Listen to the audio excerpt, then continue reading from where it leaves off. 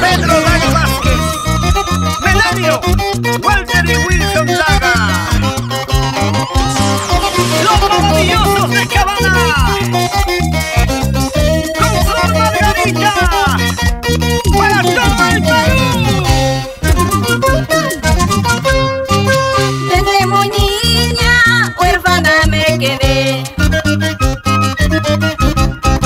sola muy triste, con dos hermanitos. Mi abuelita nos dio un hogar, porque no tenía nada en la vida. Yo viví pacha y agallá, mi niñez y mi juventud,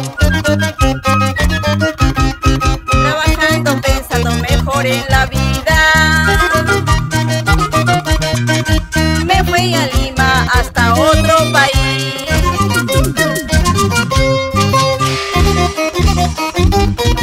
Esta vida es tu destino, Flor Margarita. Luchar, trabajar duro desde muy pequeña, pero gracias a los cuidados de tu abuelita, aquí estás triunfadora. Sigo surgiendo hoy en la vida,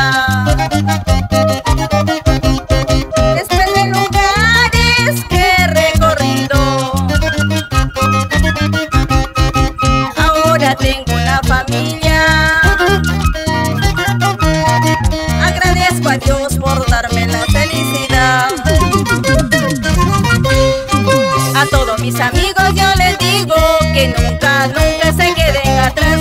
Sigan adelante en la vida para lograr sus sueños.